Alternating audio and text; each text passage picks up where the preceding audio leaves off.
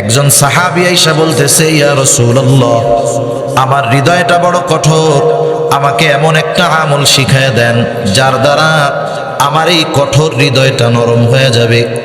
নবীজি তাকে বললেন, ওয়ামসাহ রাসিল ইয়াতীম ওয়া আত'ইমিল মিসকিন। ওয়ামসাহ রাসাল ইয়াতীম, তুমি ইয়াতীমের মাথায় হাত বুলায় দাও আর মিসকিনদের খানা খাওয়াও, আল্লাহ তাআলা তোমার কঠিন হৃদয়টাকে নরম বানায়া দিবে। সেজন্য আমরাও মাঝে মধ্যে ইয়াতীমদের মাথায় হাত বুলায়া দিব, ইয়াতীমদের সাথে একটু সদাচরণ করব, ইয়াতীমের হৃদয়ের কথাটা একটু বোঝার চেষ্টা করব, মাঝে মধ্যে একটু কথা শুনব। কারণ ইয়াতীম যার বাবা নাই সে বোঝে বাবা না থাকার যন্ত্রণা। একটু তার কষ্টটাও আমি একটু নিজের মধ্যে নেওয়ার চেষ্টা করব, তার দুঃখের কথা শুনব। দেখবেন ইয়াতীম আপনার কাছে যদি মন খুলে কথাগুলো বলতে পারে, তাহলে সেও আল্লাহ তাআলার কাছে আমার আপনার জন্য দোয়া করবে। তাহলে ইয়াতীমের হকগুলোর মধ্যে প্রথম হক হলো, ইয়াতীম ধনী হোক আর গরিব হোক, সকল ধরনের ইয়াতীমের সাথে আমরা ভালো আচরণ করব। আমার আচরণের দ্বারা যেন তার অন্তরে এই কথাটা উদিত না হয় যে আরে আমার আব্বা থাকলে আমার এরকম বলতো না, তাহলে তার এই কষ্ট আরশে আজিম পর্যন্ত পৌঁছায়া যাবে। 2 নাম্বার, আমার আপনার অধীনে যদি কোনো ইয়াতীম থাকে তার সাথে আরো ভালো আচরণ করব। অনেক সময় এমনটা দেখা যায়, অনেক ইয়াতীমের অভিভাবক আছে, ইয়াতীমকে তার সম্পদ থেকে বঞ্চিত করে, ইয়াতীমের সম্পদ নিজে খায়া ফেলে। মনে করেন ভাই মারা গেছে, ভাই এইবার ভাইয়ের ছোট্ট একটা ছেলে আছে ভাতিজা, এই ভাই ভাতিজার মাও নাই বাবাও নাই। অনেক চাচা মনে মনে খুশি হয়, কয় ভাই মরছে ভালোই হয়েছে। এখন ওই সম্পদটা 2 ভাগ হইতো, ভাই মারা গেছে, ভাতিজা তো এইগুলা কিছু বুঝে না, সবগুলা আমি একা খায়া নিব। এরকম ভালো চাচা তো দেশে নাই আর কি, আছে না? আছে। চাচা দিয়া উদাহরণ দিলাম, এরকম বহুত আল্লাহর বান্দা আছে। মনে মনে চিন্তা করে, বোয়ালমারি বাজারে 2 শতক জমি ছিল আব্বার, এখন 2 ভাইয়ের মধ্যে যদি ভাগ হয় 1 শতক 1 শতক হয়ে গেল। ধর 1 শতকে তো পাবলিক টয়লেটও হয় না। এখন এই ভাতিজারে ভুগুজুগু বোঝ দিয়া অন্য জায়গার থেকে খানিক দিয়া ওই 2 শতক নিজে সিস্টেম করে নিয়ে সুন্দর মতো ছোট্ট 3 তলার একটা মার্কেট উঠায় ফেলছে। মনে মনে চিন্তা করে, আমার জীবনটাও পার হয়ে যাবে, আমার পোলাপানও ঠ্যাঙের উপরে ঠ্যাং থুয়ে খাইতে পারবে। অনেক খুশি হয় না আর একজনেরটা মাইরে খাইয়া? আল্লাহ রাব্বুল আলামিন বলে, সাবধান, ওয়ালা তাকুলু আমওয়ালাকুম বাইনাকুম বিল বাতিল, তোমরা অন্যায়ভাবে কারো সম্পদ ভক্ষণ করো না, কারো সম্পদ অন্যায়ভাবে দখল দিও না। অন্যায়ভাবে সম্পদ ভক্ষণ করার বিভিন্ন পদ্ধতি আছে, শুধুমাত্র যে অন্যেরটা ওই পদ্ধতিতে খাইলেই যে অন্যায়ভাবে ভক্ষণ করা হয় তা না, বরং সুদী কারবারি যারা করে তারাও অন্যায়ভাবে অন্যের সম্পদ ভক্ষণ করে। সুদী কারবারি আসেনি আপনাকে ওইদিকে? একেবারে ঘরে ঘরে মাটি খুঁড়লেও সুদখোর পাওয়া যায়। আমার মনে হয় মাটি খুঁড়ে যে কেঁচোটা পাবেন আল্লাহ জানে ও সুদের সাথে জড়িত কিনা। যে অবস্থা সুদ। দুনিয়াতে অনেক রোগ আছে, মনে করেন একজনের এমন এক রোগ হয়েছে, সে ডাক্তারের কাছে গেছে, ডাক্তার এবার তাকে টেস্ট মেস্ট কইরা বলতেছে, হায় রে আপনার তো এমন এক জটিল রোগ হয়েছে, আপনার তো এমন এক ওষুধ খাইতে হবে যেটা হলো হারাম। কি ওষুধ? ডাক্তার বলে, আপনি যদি বাঁচতে চান টানা 1 মাস প্রতিদিন 100 গ্রাম করে শুকরের গোস্ত খাইতে হবে, শুকরের গোস্ত খাইতে হবে। এটা কেন? আপনার যে মরণ ব্যাধি হয়েছে এটার থেকে এইটা ওষুধ হিসাবে খাইলে আপনি সুস্থ হইতে পারেন। কোনো বিজ্ঞ দিনদার ডাক্তার যদি জীবন বাঁচানোর ক্ষেত্রে ওষুধ হিসাবে শুকরের গোস্ত ডেলি 100 গ্রাম না 1 কেজি করেও খাইতে বলে, তাহলে বিজ্ঞ উলামায়ে কেরামের কাছে জিজ্ঞাসা করবেন, জীবন বাঁচানোর স্বার্থে ওষুধ হিসাবে এই শুকরের গোস্ত তার জন্য খাওয়া জায়েজ? কি বলেন না? জায়েজ। এখন বলেন তো, দুনিয়াতে কোন রোগ হইলে ডাক্তার প্রেসক্রিপশনে লিখবে যে এই লোকরে যদি বাঁচাইতে হয় তাহলে সুদ খাওয়াইতে হবে? এরকম 2-4টা রোগ আছে নাকি? তাহলে সুদ হলো এমন এক হারাম যেটা কোনো সময় জায়েজ হওয়ার সুযোগ নাই। শুকরের গোশত এটাও প্রয়োজনে জায়েজ হতে পারে। কোন ডাক্তার যদি বলে এর এমন রোগ হইছে, বাঁচাইতে হইলে পোলাপানের পায়খানা খাওয়াইতে হবে, একেবারে চামচ দিয়া জুস বানায় খাওয়াই দিবেন, জায়েজ আছে জীবন বাঁচানোর জন্য। কিন্তু আল্লাহর কসম, দুনিয়ায় এমন কোন রোগ নাই অথবা এমন কোন সিস্টেম নাই কখনো সুদকে জায়েজ করা যাবে। কোশ্চিন কালেও এটা জায়েজ হবে না, এমন এক হারাম এটা। অনেক হারাম আছে যেই হারাম খাইলে শুধু হারাম খাওয়ার গুনাহ হয়। কেউ যদি শুকরের গোশত খায়, শুকরের গোশত খাওয়ার গুনাহ হবে, পায়খানা খাইলে পায়খানা খাওয়ার গুনাহ হবে, এক্সট্রা কোনো গুনাহ হবে না। কিন্তু নবীজি বলেন কেউ যদি 1 দিরহাম পরিমাণ সুদ খায়, মায়ের সাথে জিনা করার মতো গুনাহ হবে।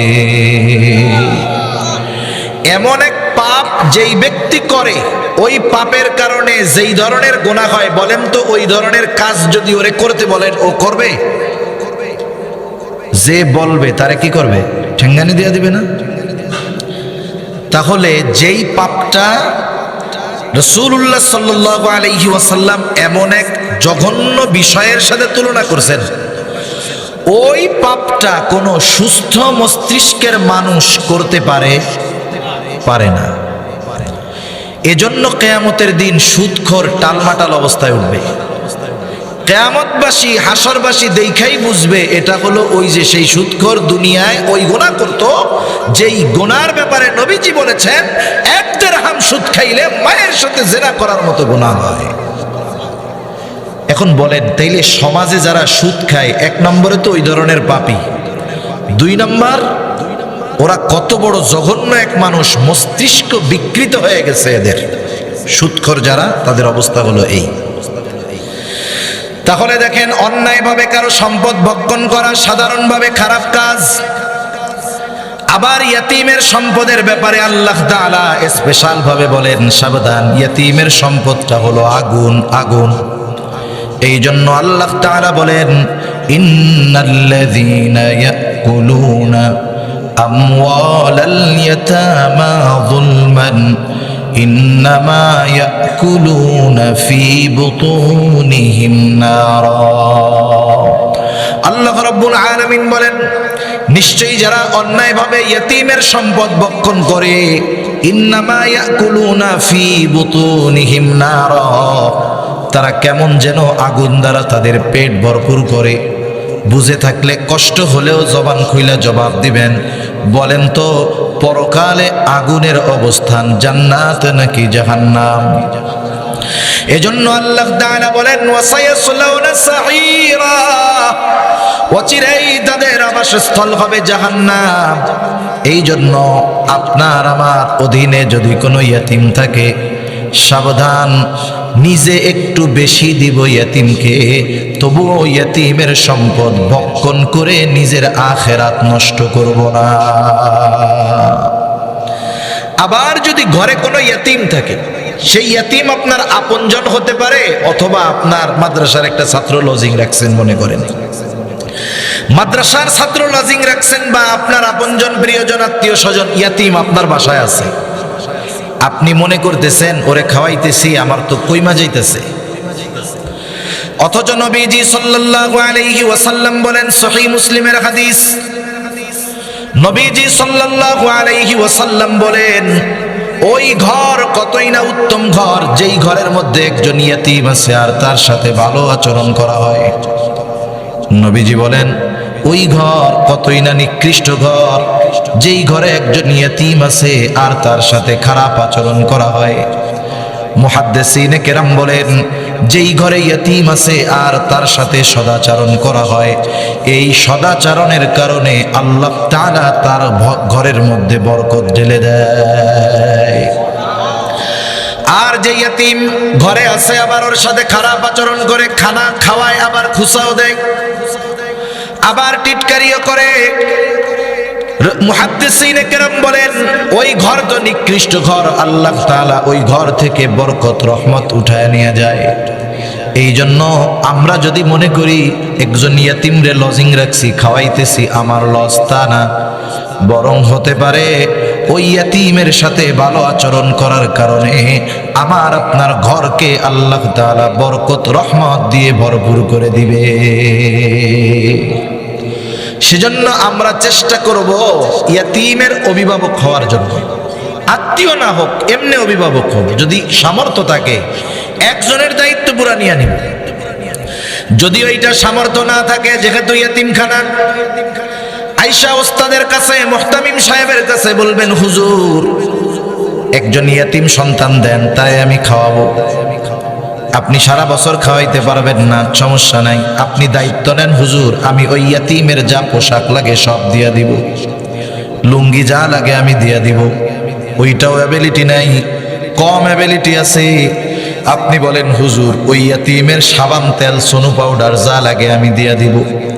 ওইটাও অ্যাবিলিটি নাই। আয়েশা বলেন, হুজুর এই ইয়াতিমের দায়িত্ব আমার, ওর যত জোড়া স্যান্ডেল লাগে আমি কিনা দিব। যে কোনো না ভাবে সামান্য কিছু দিয়ে হলেও যদি ইয়াতিমের অভিভাবকের কাতারে নামটা রাখা যায়, লাভটা কি হবে শুইনা নেন। নবীজি বলেন, আনা ওয়া কাফিলুল ইয়াতিম কাহাতাইনি ফিল জান্নাহ। নবীজি বলেন, আমি আর ইয়াতিমের অভিভাবক জান্নাতের মধ্যে, এই দুই আঙ্গুল ইশারা দিয়া নবী বুঝায় দেন, আমি আর ইয়াতিমের অভিভাবক জান্নাতের মধ্যে এই রকম পাশাপাশি অবস্থান করব।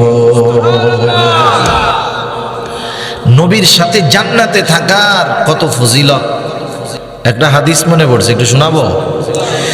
হযরত আনাস রাদিয়াল্লাহু তাআলা আনহু থেকে বর্ণিত, তিনি বলেন, নবীজি একদিন একজনের সাথে কথা বলতেছে, হঠাৎ করে একজন গ্রাম্য সাহাবী আসছেন। গ্রামের মানুষ বোঝে না, এখনো প্রত্যন্ত অঞ্চলের এমন এমন মানুষ আছে, লোকগুলো এত সহজ সরল, তাদের এই সহজ সরলতা দেখা আমরা মনে করি এটা মূর্খ মানুষ। আসলে এগুলো তাদের মূর্খতা নয়, এগুলো হলো তাদের সরলতা। এই সহজ সরল গ্রামের একজন মানুষ, নবীজি কথা বলতেছে আর একজনের সাথে। এখন উনি তো বোঝে না, উনি যায় নবীজিরে বলতে, ইয়া রাসূলুল্লাহ মাতা সাআহ, বলে আল্লাহর রাসূল কিয়ামত কখন আসবে। ওনার বলার ভাব এইরকম যে উনি কিয়ামতের জন্য কাঠি গুঠি নিয়ে বসে রয়েছে, কেমন যেন বলতেছে, ও আল্লাহর রাসূল আমি তো কিয়ামতের লেগে রেডি, কিয়ামত আসে না কে? বুঝেন নাই? আপনি মনে করেন ঢাকা যাবেন, ঢাকা যাওয়ার সময় এই বলমারি গেছেন, বাসের টিকিট কাটলেন। এখন বাসের টিকিট কাটার পরে, টিকিট ছিল 10টার গাড়ি, এখন 10টার গাড়ি 10:30 বাজে, গাড়ি এখনো আসে নাই। আপনি কাউন্টারে গিয়ে কি বলেন, বলেন তো? গাড়ি আসবে কোন সময়? এই কথার মধ্যে কি কথা আছে বলেন তো? এই কথার মধ্যে আছে, ও মিয়া গাড়ি ছিল 10টার, বাজে এলো 10:30, আমি রেডি হয়ে বসে রয়েছি, গাড়ির খবর নাই কেন? এটাই তো কথা। কিন্তু এই কথাটা সংক্ষেপে বলবেন যে গাড়ি কখন আসবে। টিকিট কাটার পরে এই কথা বলার এক ধরন, টিকিট কাটার আগে বলার ধরনটা হবে আর এক রকম। তার মানে আপনি তো এখন টাইম টু টাইম যাওয়ার জন্য প্রস্তুত, গাড়ি আসতেছে না কেন?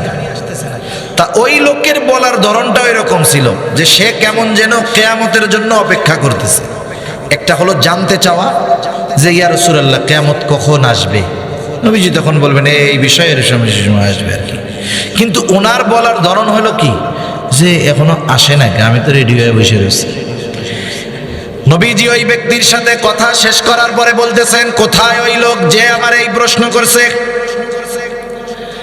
কারণ কিছু কিছু প্রশ্ন করার পরে ওই প্রশ্নের জবাব দেওয়ার আগে উল্টা আর একটা প্রশ্ন করা জরুরি হয়ে যায়। আবার আর একটা কথা মনে পড়লো, আপনাদের বলি। একদিন আমরা এক উলামা ইকরামের মজলিসের মধ্যে বসা, বড় একজন আলেম আসছে। ওই জায়গায় 30-40 জন আলেম, ওই বুজুর্গ আলেম উলামা ইকরামের সাথে খুবই গুরুত্বপূর্ণ কিছু বিষয়ে পরামর্শ করতেছে।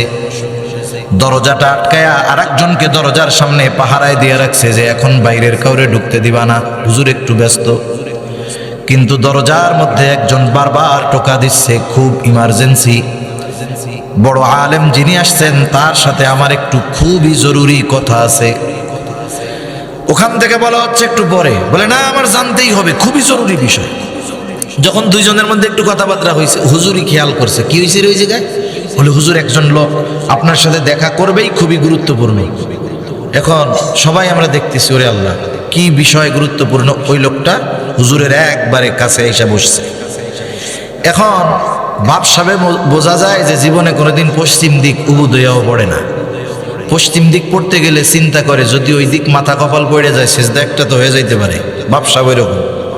এখন আইসা ওনার কাছে জিজ্ঞাসা করতে, হুজুর আমার একটা খুব গুরুত্বপূর্ণ প্রশ্ন ছিল। কি প্রশ্ন?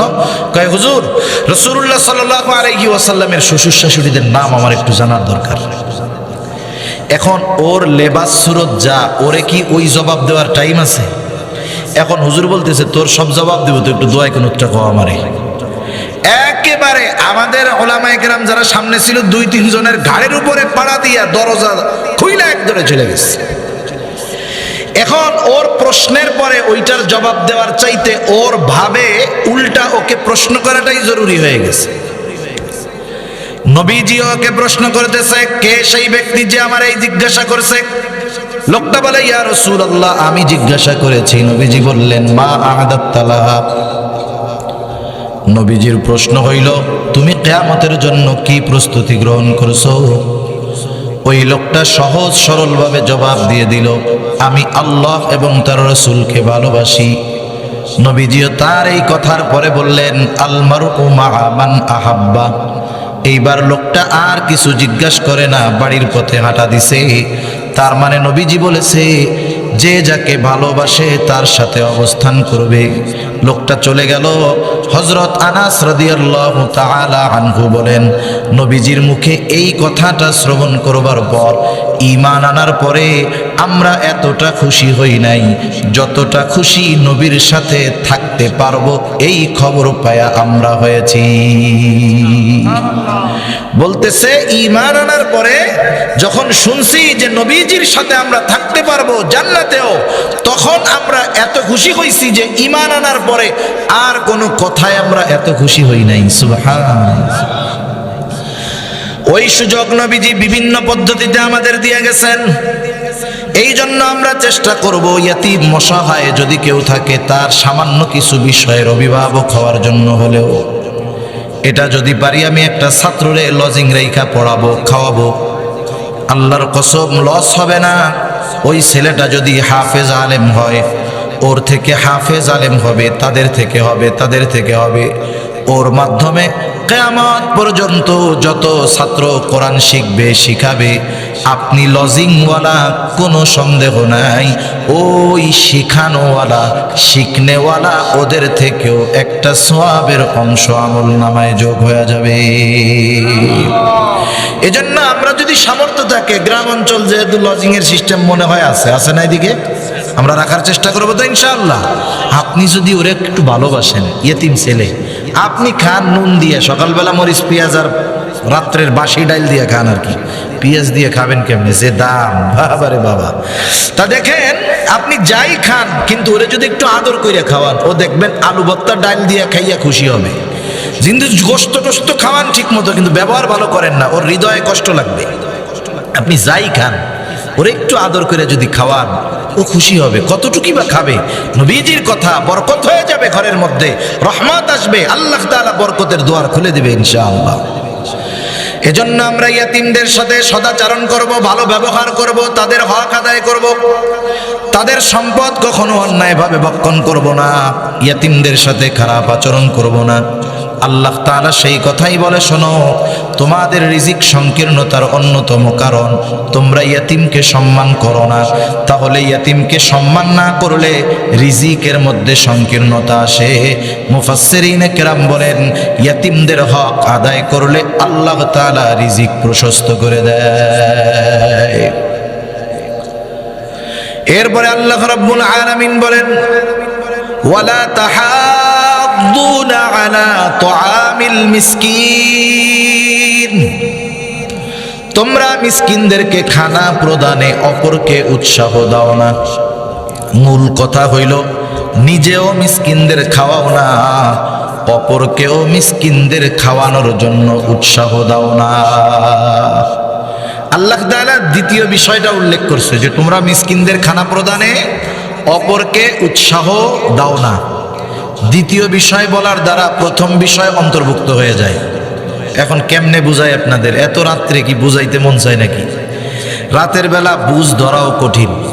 মনে করেন এক গ্রামে কোনো শিক্ষিত মানুষ নেই। আগের মুরব্বীরা তো ম্যাট্রিক পাস করলে মনে করতো যে বড় শিক্ষিত। এখন ওই গ্রামে আগে কেউ ম্যাট্রিকের উপরে পাস করে নাই।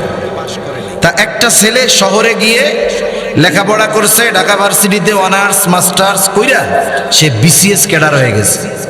মানে বিসিএস পরীক্ষা দিয়ে সে ফার্স্ট হয়েছে, খুব নামডাক গ্রামের মধ্যে, সব মানুষের মুখে মুখে যে অমুকের ছেলে নাকি অনেক বড় শিক্ষিত মানুষ, অনেক বড় কিছু পাস করছে।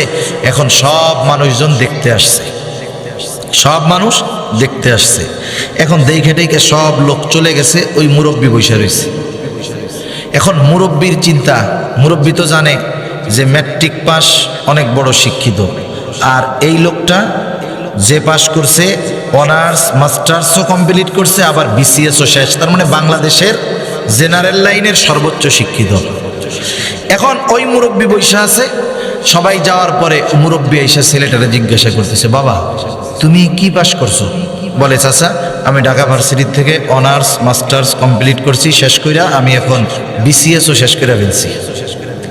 এখন ওই মুরব্বী তো বোঝে না, মুরব্বী ওনারা এখন জিজ্ঞাসা করতেছে, বাবা তুমি এত কিছু পাস করলা, তুমি কি ম্যাট্রিক পাস করছিলা আব্বা? হ্যাঁ। এখন কেউ যদি অনার্স করার পরে আপনি যদি তারে জিজ্ঞাসা করেন, ভাই তুই কি ম্যাট্রিক পাস করছিলি? বলেন তো এই প্রশ্ন যদি কেউ করে, ওর মতো বলদ আর কেউ আছে? এখন বুঝতে হবে যে অনার্স করছে তার মানে আগের সব সিঁড়ি সে পার করেই আসছে, ঠিক কিনা বলেন?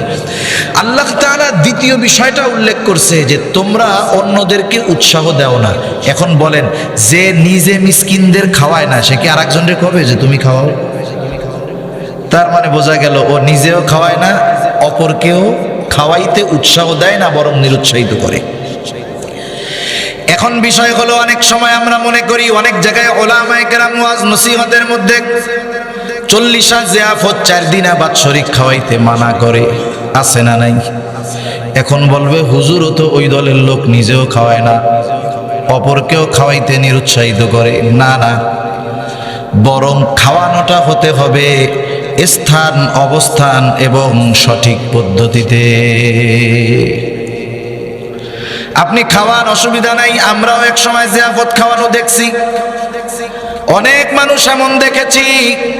কারণ আমার আর আপনাদের সংস্কৃতি সভ্যতা এটা অনেক দূরত্বের নয়, এই আশেপাশের সব এলাকার তবিয়ত প্রায় এক ধরনের।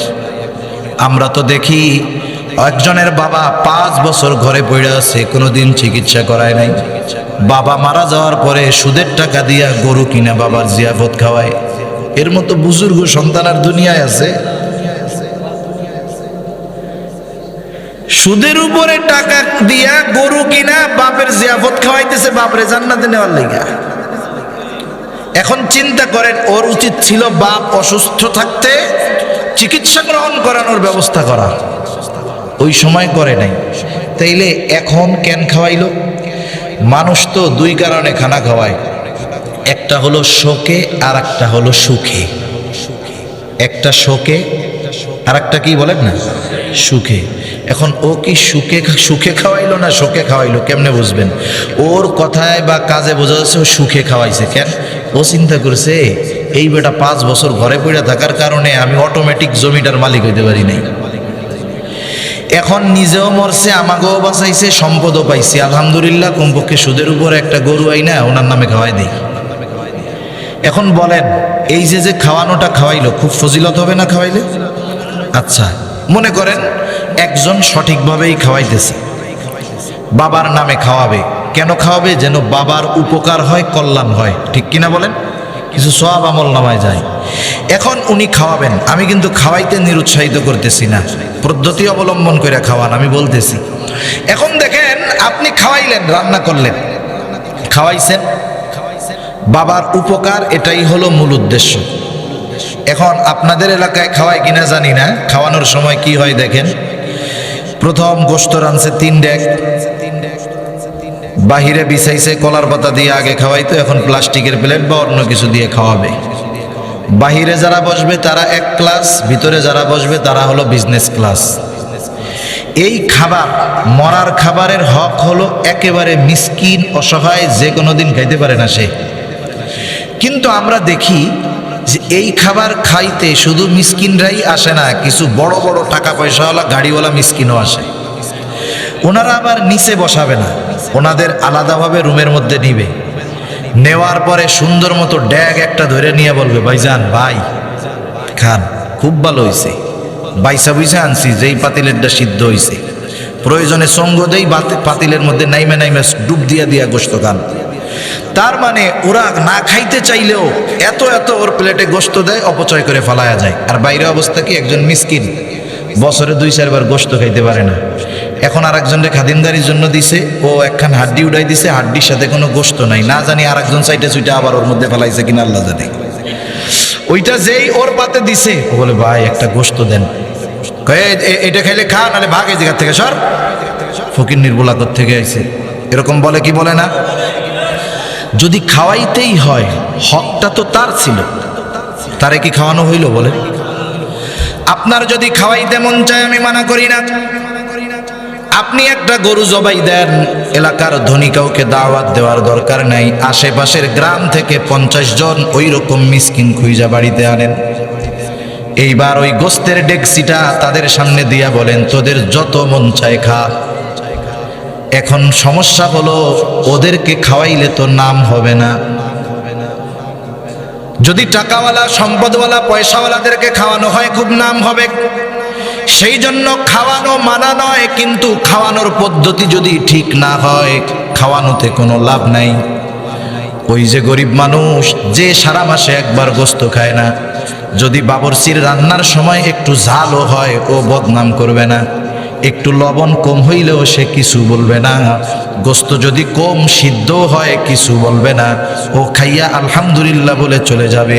কিন্তু আমার মতো মানুষ যে প্রায় দিনেই খায়, এরে যদি গোস্ত খাওয়ান, খাওয়ানোর শেষে 3 জন একসাথে চলতেছে, বলে দোস্ত কেমন হইল, আর একজনকে দূর ওটা জবর ফাজিল কি হয়েছে, কয় দেখিস না এই যে বিরিয়ানি রাঁধছে, এর মধ্যে এমনভাবে গোলাপ জল দিছে যাতে ঘেরা নেই অর্ধভোজন হয়ে যায়, মানে পাবলিক জানি না খাইতে পারে, ঘেরা নেই কুবোকাত। আর একজনকে কি গোস্ত যে রানলো, কোত্থেকে যে বাবস্তি আনছে, আমার মনে ইচ্ছা করে জাল বেশি দিছে রে, আমি খাইতে পারি নাই। আর একজন বলে তুই খাবি কেমনে, গোস্ত টাইনা ছিঁড়ার লাগে তো বুলডোজার দরকার ছিল, যে শক্ত। আর একজনকে ও আসলে আমাকে ফাঁকি দিছে, ও মনে হয় একবারে মরা তাজা যেটা ছিল বাজারে অসল গরু, ওইটা কম দামে কিনাই না আমাকে খাওয়াইছে।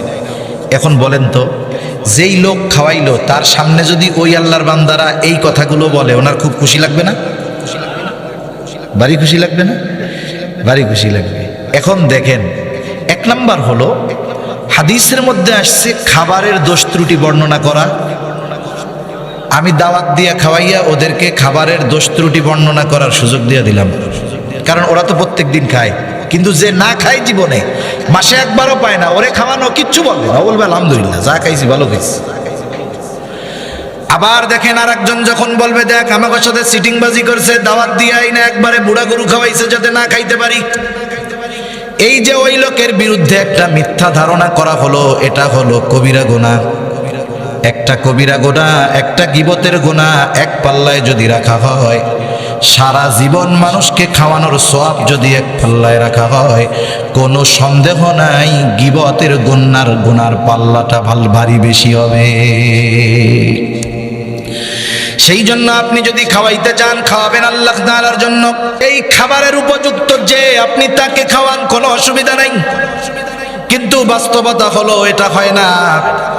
নবীজিও সাধারণভাবে খাওয়ানোর ফজিলতের কথা বলছেন। একজন লোক নবীজির কাছে আইসা প্রশ্ন করতেছে, আইয়ুল ইসলামি খাইর, ইসলামের মধ্যে সর্বোত্তম আমল কোনটা? নবীজি ছিলেন উম্মতের রুহানি ডাক্তার। একই প্রশ্ন যদি একাধিক ব্যক্তি করত, ব্যক্তির অবস্থা বুঝা নবীজি জবাব দিতেন। এই ব্যক্তির প্রশ্নের জবাবে নবীজি বললেন, তুতঈমুত তাআম, ওয়া তাকরাউস সালাম আলা মান আরাফতা ওয়া মান লাম তারিফ। নবীজি বলেন তুমি মানুষকে খানা খাওয়াও আর পরিচিত অপরিচিত সবাইকে বেশি বেশি সালাম দাও। তাহলে মানুষকে খানা খাওয়াও, নবীজি কোনো স্তর বিন্যাস করেন নাই। একজন ফকির গরিব মানুষ, সেও যদি আল্লাহর সন্তুষ্টির জন্য কোটিপতিকে খানা খাওয়ায়, বলেন তো ফজিলত আছে না নাই? আপনি আপনার সন্তানকে বিবাহ দিয়েছেন, অলিমা করবেন, মেয়ের বিবাহ দিবেন, সামর্থ্য আছে, ছেলের বিবাহ দিবেন, আত্মীয় স্বজন দাওয়াত দিয়ে খাওয়াইছেন, বলেন তো আল্লাহর জন্য যদি খাওয়ানো হয় ফজিলত আছে না নাই? কিন্তু খাওয়াইয়া টাওয়াইয়া যদি এক দরজা রাখছেন, টেবিল একটা পাইতা বসছেন, তাইলে ফজিলত আছে না নাই? আরে আছে তো, টাকা পয়সার ফজিলত আছে না? এইটাই তো বড় ফজিলত। আবার কতজন কিন্তু ফর্দ রেখে দেয়, মনে করেন উনি দাওয়াত দিছে, দেখে যে ওরা আইসা 5 জন খেয়ে দিছে 1000, 2 বছর পরে দাওয়াত দিছে, ওই ফর্দ বাইর করে যে ওগো তো আমরাও দাওয়াত দিছিলাম, দেহ তো কয় টাকা দিছিল। এখন বউ কয় যে ওরা কিন্তু 5 জন আইসা খাইছে। আচ্ছা টাকা দিছে কত? কয় টাকা দিছে তো 1000, তাহলে 200 করে ভাগে পড়ছে, জায়গা তো লস হয়েছে মনে হয়। এইবার ওরা চিন্তা করে আমরাও শোধ নিমু কেমনে।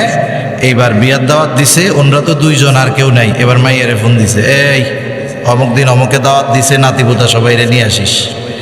এইবার কয়জন নই আইসা এক টেবিলে বসে আর কি না, এক টেবিলে 10 জন খেয়ে দেয়, টাকা দিয়ে দিছে 1000। কয় দেখ দিছি দিছি টাকায়। পাবলিকও চালাক কম না। আগে শহরে মানুষ বিবাহ দিত, একটা কার্ড দেওয়া যাইতো, বলতো আপনাদের সবার দাওয়াত। এখন মানুষ তো চালাক, চিন্তা করে বিয়া খাইতে যাবো, একা যাবো কেন, টাকা তো দিতেই হবে। এইবার সবাই রায় না, তাই না? মেয়েরে খবর দেয়, ছেলেরে খবর দেয়, সবাইরে খবর টবর দিয়া এক কার্ডে 10 জন ওই কমিউনিটি সেন্টারে ঢুইকা ধুমসে খেয়ে দেয়। যে টাকা দেয় তাতে যা খাইছে তার চাইতে বিল আরো কম দেয়। মানুষও চালাক হয়ে গেছে, চিন্তা করছে এই সিস্টেম তো হবে না, কি করা যায়। এখন একবারই গেছে দাওয়াত দিতে। আপনারা জানি কয়জন? আমরা তো 5 জন। ধরেন এই যে 5টা কার্ড আপনাদের দাওয়াত, লেখা থাকে অনলি ফর 1 পারসন। এক কার্ডে কয়জন? এখন কমিউনিটি সেন্টারের সামনে গেছে, গেটে ঢুকতে তো হবে, ওই দিন গেটের লোক থাকে। ওরা চিন্তা করে আমরা যদি কেউ থাকি, আত্মীয় স্বজন যদি কেউ চলে আসে, যদি কার্ড না থাকে তাহলে তো লজ্জায় হইলেও ঢুকতে দিতে হবে। অপরিচিত একটারে দাঁড়া করায় দেয়া কয়, শোন আমার আব্বাও যদি আসে, কার্ড যদি না থাকে ঢুকতে দিবি না, ঠিক আছে? বলে হ্যাঁ স্যার ঠিক আছে। এবার আপনি তো কার্ড নিয়ে গেছেন একটা, সাথে লোক নিয়ে গেছেন 3 জন। যখন ওই অপরিচিত লোকরে এক কার্ড দিয়ে 3 জন ঢুকতে যাবেন, ঢুকতে দিবে? এখন এক কার্ডে একজন ঢুকবে, খাইয়ে কি 1000 টাকার কম কি দিতে পারবে? আর যে সিস্টেমে রান্না বান্না হবে, যতই পেটুক হোক, সহজে 1000 টাকা খাইতে পারবে না। তাহলে দেখেন পাবলিকও চালাক আছে, ওরা চিন্তা করে যেহেতু বিজনেস ধরছি, বিজনেসটার সিস্টেম চেঞ্জ করে ফেলাই। এখন এই ধরনের দাওয়াত দিয়ে খাওয়ানো, এটা হলো সভ্য সমাজের এক ভদ্রবেশে ডাকাতি। কি বলেন? ভদ্রবেশে ডাকাতি। আপনি খাওয়ান, আল্লাহর জন্য খাওয়ান, ফজিলত আছে। সাহাবায়ে কেরাম খাওয়াইয়া প্রতিদান চাইতো না, তারা খাওয়াইয়া কি বলতো? ইন্নামা নুতইমুকুম লিওয়াজহিল্লাহি লা নুরিদু মিনকুম জাযাআও ওয়ালা শুকুরা। সাহাবায়ে কেরাম খাওয়াইয়া বলতো ইন্নামা নুতইমুকুম লিওয়াজহিল্লাহ, আমরা তোমাদেরকে আল্লাহর জন্য খানা খাওয়াইছি, যেহেতু আল্লাহর জন্য খাওয়াইছি, প্রতিদান দিবেন কে? লা নুরিদু মিনকুম জাযাআও ওয়ালা শুকুরা, আমরা তোমাদের কাছে কোনো বিনিময় চাই না, কোনো প্রতিদান চাই না। বিনিময় প্রতিদান বহুদূর, খাইয়া আমাদেরকে একটু ধন্যবাদ দাও, এটাও আমরা চাই না। সেজন্য খানা সাধারণভাবে খাওয়ানো ফজিলতের কাজ, যদি নিঃস্বার্থে খাওয়ানো হয়। এখন যদি আমার প্রতিবেশী হয়, এক্ষেত্রে খানা খাওয়ানো শুধু ভালো কাজ নয়, এক্ষেত্রে খানা খাওয়ানো ঈমানি দায়িত্ব। কারণ নবীজি বলেন, লাইসাল মুমিন আল্লাযী ইয়াশবাউ, ওই ব্যক্তি মুমিন নয় যে নিজে পেট পুরে খায় আর তার পাশে তার প্রতিবেশী অভুক্ত থাকে। সেজন্য অনাহারী প্রতিবেশীকে খানা খাওয়ানো শুধু ভালো কাজ না, এটা ইমানি কাজ। এজন্য আমরা মাঝে মধ্যে প্রতিবেশীর দিকে একটু খেয়াল রাখবো, ইনশাআল্লাহ। রাখা যাবে না? গরিব অসহায় অনেক আছে, আপনার ছেলে বিদেশে আছে, চাকরি করে, আপনি খাইতে পান অনেক, মাঝে মধ্যে একটু কিছু রান্না করলেন, তাদের দিলেন, এতে হৃদ্রতা ভালোবাসা বাড়বে। আরে আপনার আমার আত্মীয় স্বজন ধনী যত বড় থাকুক না কেন, প্রতিবেশীর সাথে যদি আমার ভালো সম্পর্ক না থাকে, আমি যদি তাদেরকে শুধু হেডাম দেখাই যে আমার চাচা কিন্তু একটা ডিসি, আমার ভাই কিন্তু একজন এসপি, এখন মনে করেন আপনি একদিন গভীর রাতে স্ট্রোক করছেন, ওই এসপি ডিসি আছে ঢাকা, এখন ওরা যদি পাশের থেকে বলে তোর এসপি ডিসি আছে না, তোরে তারা হাসপাতালে নিয়ে যাবে, ওরা আসতে আসতে আপনার হায়াত শেষ। এজন্য সর্বক্ষেত্রে দেখবেন যখন মানুষ বিপদে পড়ে, ধনী মানুষ বিপদে পড়লে ধনী মানুষ অগ্রসর হয় না, বরং আশেপাশের গরিবরাই আগে সহযোগিতার জন্য দৌড়ায়। ঠিক কিনা বলে? এজন্য আমার আপনার প্রতিবেশী যদি অভাবী দরিদ্র থাকে, তাদের সাথে আমরা আমাদের হৃদ্রতা, ভালোবাসা, মহব্বত বাড়াবো। আর মিসকিন অসহায়দের খানা খাওয়ানো, এটা তো আরো ফজিলতের কাজ। এই কাজটা নিজেও করব, অন্যকেও উৎসাহ দিব যে ভাই মিসকিনদের খানা খাওয়াও, এতে আল্লাহ তাআলা বরকত দিবে। আর জিয়াফত, চল্লিশা মল্লিশা এই সব বাদ দিয়া খাবারটা যদি আসলেও মৃত মা বাবার কল্যাণের জন্য খাওয়াই, খরচটা যদি তাদের কল্যাণের জন্যই করে থাকি, তাহলে ওই খরচটা এমন জায়গায় করব যেন কিয়ামত পর্যন্ত এই খরচের উপকার ওই মা বাবা কবরে শুয়া শুয়া পাইতে থাকে। মসজিদে একটা মসজিদ বানায় দেন, টাকা আছে, আপনার টাকা পয়সা আছে, মাদ্রাসা বানায় দেন, একটা ঘর করে দেন, খরচটা দিয়া একজন ইয়াতিম অসহায়কে আলেম বানানোর চেষ্টা করেন, এগুলো আসল কাজে লাগবে। তাহলে রিজিক সংকীর্ণতার দ্বিতীয় কারণ হলো ওরা নিজেরাও মিসকিনদের খাবার দেয় না, অপরকেও খাবার দিতে উৎসাহ দেয় না। আমরা মিসকিন অসহায়দের খানা খাওয়াবো, নিজের যদি সামর্থ্য না থাকে আরেকজনকে খানা খাওয়ানোর জন্য উৎসাহ দিব তো ইনশাআল্লাহ। খাওয়াবো ঠিক, কিছু খরচ হবে, কিন্তু বেশি দিবেন কে? আল্লাহ। 3 নাম্বার কারণ রিজিক সংকীর্ণতার,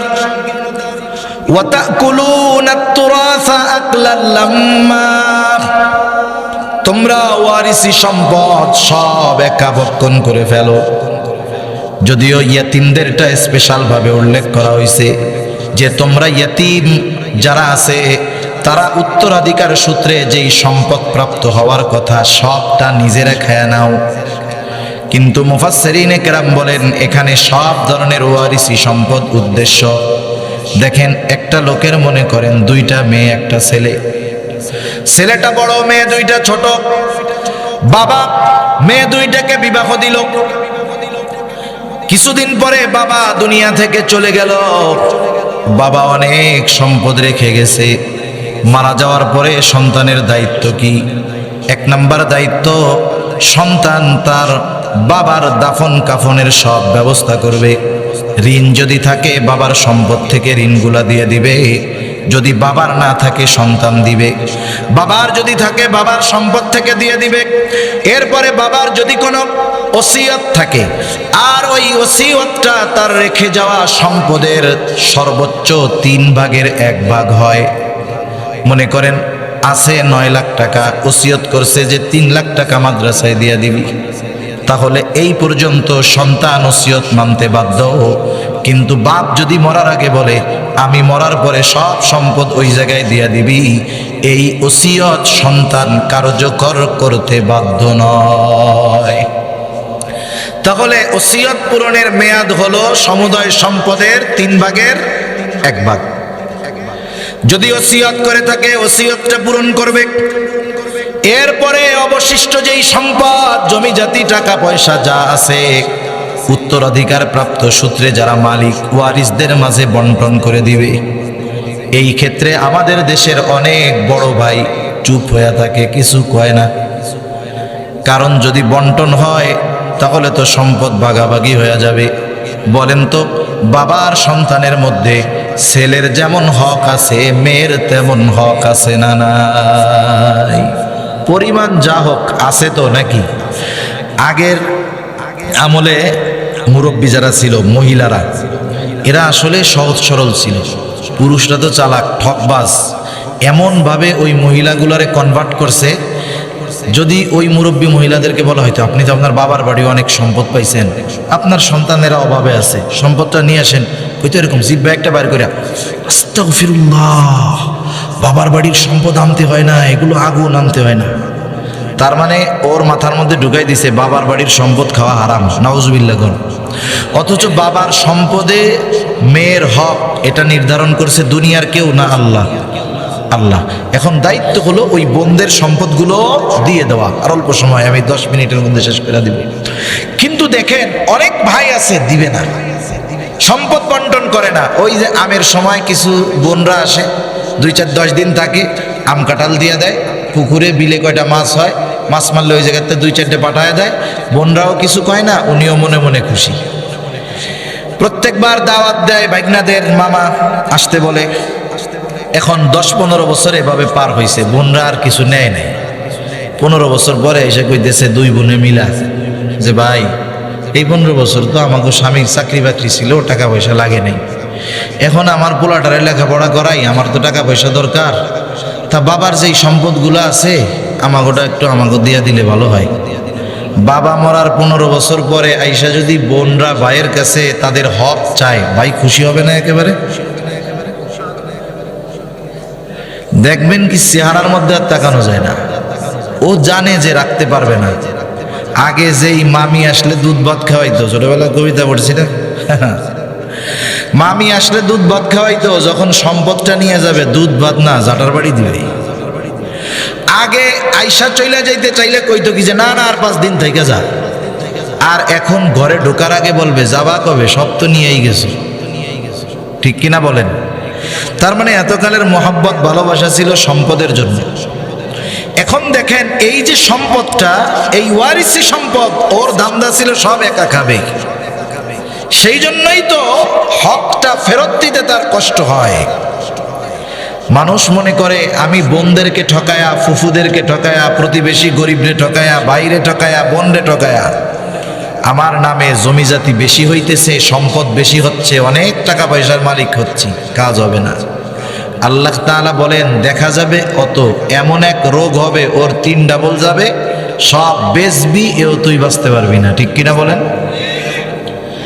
সেজন্য আল্লাহ রাব্বুল আলামিন বলেন ওয়ারিসি সম্পদ সব তোমরা একা ভক্ষণ করো, মনে রাখো এটাও রিজিক সংকীর্ণতার কারণ। অন্যেরটা মারবা আর সুখে শান্তিতে ভোগ করবা, সেটা হবে না। 4 নম্বর কারণ আল্লাহ তাআলা বলেন ওয়াতাকুলুনা তুরাসা আকলাল লাম্মা ওয়া তুহিব্বুনাল মালা হুব্বান জাম্মা। পরিপূর্ণ দুনিয়ার মোহাব্বত। কোন কোন মুফাসসির বলেন এই যে 3টা কর্ম মানুষ সম্পাদন করে, কারণ মানুষ দুনিয়াতে যত পাপ আছে সব পাপের সাথে দুনিয়া জড়ায়া আছে, দুনিয়া জড়ায়া আছে।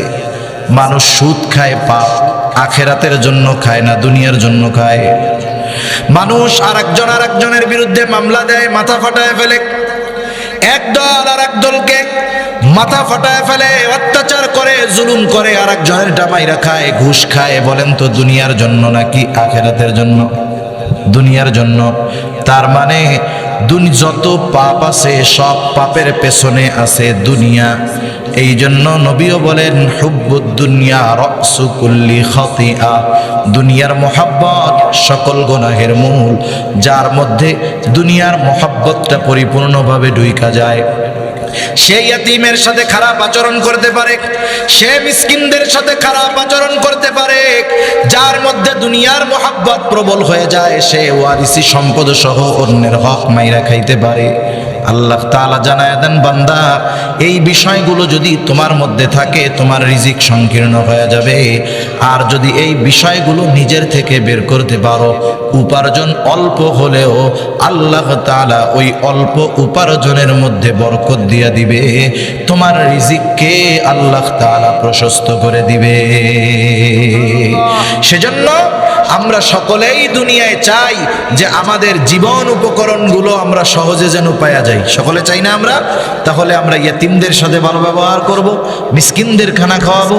আমার কাছে যদি কেউ কোনো হক পায়, আমি এগুলো হাসি মুখে তাদেরকে ফিরায় দিব, সাথে সাথে আখিরাতের মোহাব্বতকে, আখিরাতের চিন্তাকে অন্তরের মধ্যে প্রাধান্য দিব। তাহলে এ দুনিয়াটাও আমার জন্য আল্লাহ তাআলা আসান এবং বরকতময় করে দিবে। আল্লাহ সুবহানাহু ওয়া তাআলা আমাদের সবাইকে কথাগুলো বুঝবার, আমল করবার তৌফিক দান করুন। সকলে বলি আমিন। ওয়া আখিরু দাওয়ানা আলহামদুলিল্লাহি রাব্বিল আলামিন। আসসালামু আলাইকুম ওয়া রাহমাতুল্লাহি ওয়া বারাকাতুহু।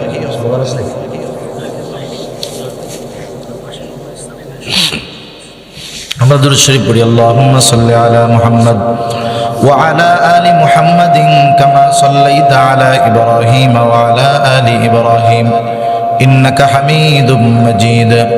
আল্লাহুম্মা বারিক আলা মুহাম্মাদিন ওয়া আলা আলি মুহাম্মাদিন কামা বারাকতা আলা ইব্রাহিম ওয়া আলা আলি ইব্রাহিম ইন্নাকা হামিদুম মাজিদ।